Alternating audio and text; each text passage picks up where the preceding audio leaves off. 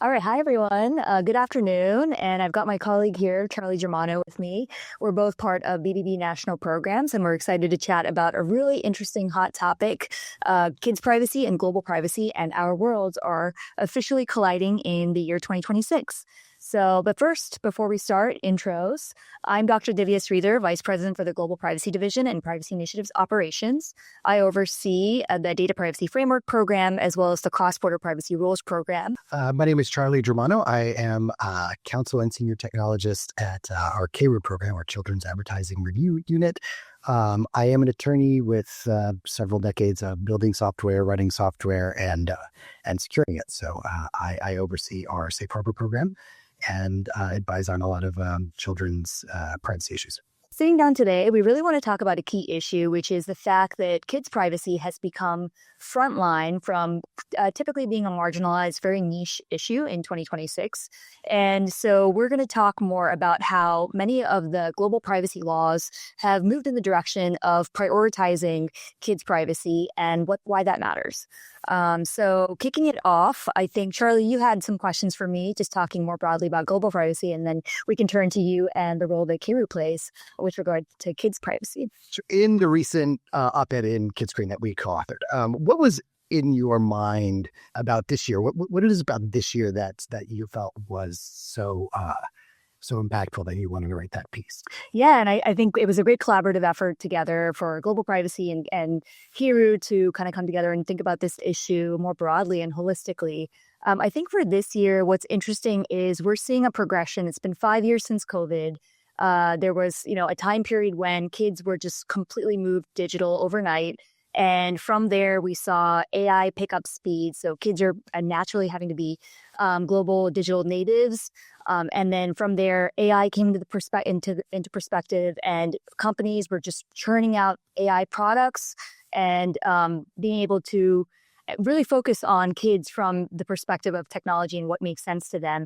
And then fast forward to now, 5 years into it, we've been able to see the trends, see how technology both can be impactful, but also possibly create harms and risks and pose those risks to kids. So I think what's changed is that there is a more holistic global focus on kids' privacy from all angles. And not only are we focusing just on having laws come out that focus on kids and the risks to kids with regard to tech, but we're also seeing broader frameworks being written, which we're going to talk about today, like the Global Cross-Border Privacy Rules Program, that embed kids' privacy as a key core requirement. And I think that's where we've seen a real shift, an inflection point with regard to how kids' privacy was sort of this secondary issue, and now it's really come into the spotlight. Australia's ban on children under 16 accessing social media platforms is really an interesting one, and that really put social media companies into the spotlight this past year, and that just happened, and that's going to take effect over the course of the next year or two. So as we enter 2026, what do you think that the greatest opportunities are more broadly for global privacy? Yeah, there's probably two I see in the horizon. So first, I touched on this, with regard to the last question, but the Global Cross-Border Privacy Rules Program, this is a really interesting, focused framework that incorporates the perspective from over 10 jurisdictions, the regulators from over 10 different jurisdictions, and all of them basically met in a room over 20 years ago, focused on key requirements that really were a baseline to cover various jurisdictions on data privacy and security. And what we found is they decided to prioritize additional issues because over time, technology usage just changed and it's increased exponentially. And we've also seen that kids' privacy and sensitive data and many other key core issues have surfaced. The forum that set up the Global Cross-Border Privacy Rules Program, this includes the regulators from over 10 different jurisdictions, added new requirements as of this year, and that's going to come out. Hopefully, we'll see a preview in the end of March, so first quarter. And those new requirements focus on ensuring appropriate safeguards on kids' data, and that companies are meeting the appropriate requirements to share data across all of those regions and across borders.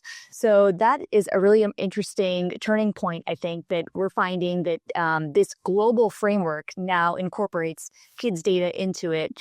And in addition to that, AI. So let's talk a little bit more about how different countries are attacking AI. I think from the regulator perspective, we've seen the EU AI Act step in many years ago, like maybe 5 years ago now, and now they're rolling back, right? They think that maybe it was too restrictive in terms of the types of regulations that were proposed. Companies are faced with, they're mired in the kinds of obligations that were expected from the EU AI Act. And that's kind of shifted from being really forceful and heavy-handed regulation to now focusing on what's reasonable for, especially on the small and medium-sized businesses. So EU AI Act is a great example. Japan's AI Act also just recently passed. It's similar but different from the EU AI Act in that it focuses more so on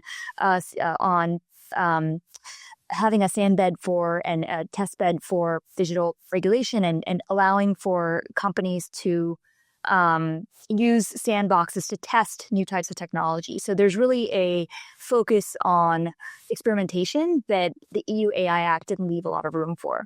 And then you have the US, which replaced the recent executive order with more of a pro-innovation deregulatory approach. And that allows for regulators to kind of take more of a wait and see approach to regulation. So on the regulatory side, we've seen a lot of different countries try to keep pace with all the technology. What we're finding is that companies are also stepping in. We just saw Claude write its own constitution around AI and kind of talk about the ethical nature of AI. So I'm seeing kind of a shift from focusing strictly on what companies should not do to companies kind of taking on the onus and thinking about adding personality and adding these ethical and human rights, more of that kind of focus to the technology so that that's more embedded into human use. And that'll automatically mitigate a lot of the harms that we're finding to be found. Yeah. Fascinating. So if there's a buzzword about global privacy that you want to focus on this year, what would you say that word is? That's a great question. I think harmony is the word I'm looking for. In the past, we've seen there's just been a patchwork of so many different laws, and we talked about some of them today, both on the AI side and the privacy side. And if we can find unity and harmony around one issue, maybe it's kids, I think that will not only, safeguard our community and provide more of a stronger focus on global citizenship, but it's also just the right thing to do. We have to strengthen, I think, the environment and support our youth. So, and that's actually a great transition to kind of the work that Kira has been doing and some of the questions I have for you, Charlie.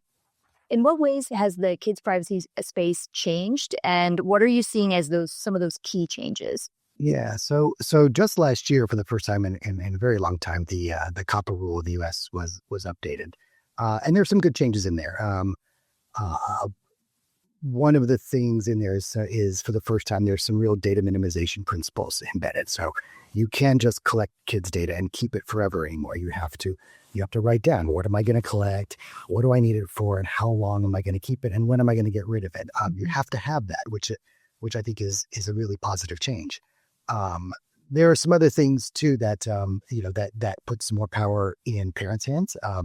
The new rule allows for more ways to get consent from parents to make sure that they understand what data is being collected from their children and what their rights are. So you can they allow text messages and some knowledge-based authentication. So there are a few methods there to help parents be more involved in their kids' digital lives. That makes sense. And move parents into the digital world too and make them more comfortable with ways that they can interact with these tools more easily, I guess, to safeguard their children.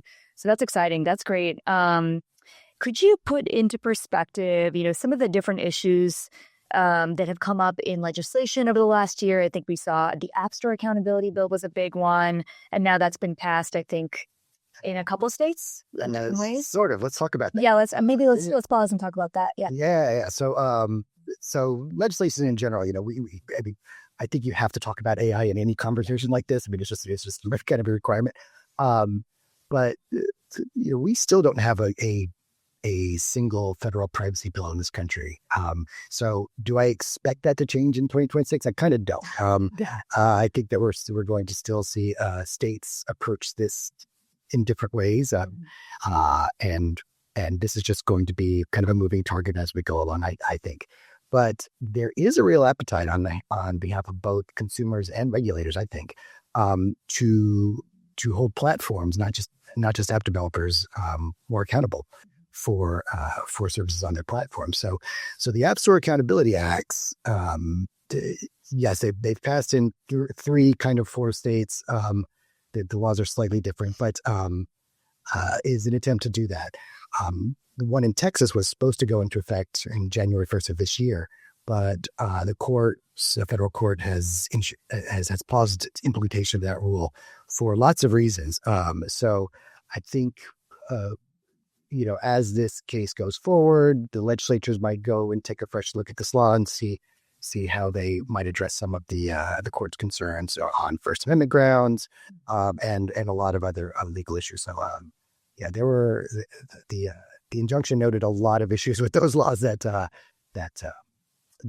think need to be looked at. So we'll see where this winds up going forward. I think we will see something in the App Store accountability world, but I don't know how much it will look like the versions that have been passed in Texas, Louisiana, Utah, and California is a little different, but pretty similar. Great. Okay, that's a great update. So Charlie, maybe in closing, why don't you share what you think, one or a few recommendations you have for companies to be doing to, reflect on what's happening in the current kids' privacy environment?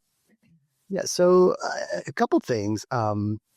The FTC is very concerned about this issue. They are very clear that they will continue to pursue COPPA claims, and so the amended COPPA rule comes into enforcement in April of this year. So I think for companies that have not yet gone through and make sure that they are complying with the new elements of that rule, I think that's going to be very important. And of course, for those subject to COPPA, pursue a safe harbor, right? That's why we exist, to help you comply with these rules and to protect you from running afoul.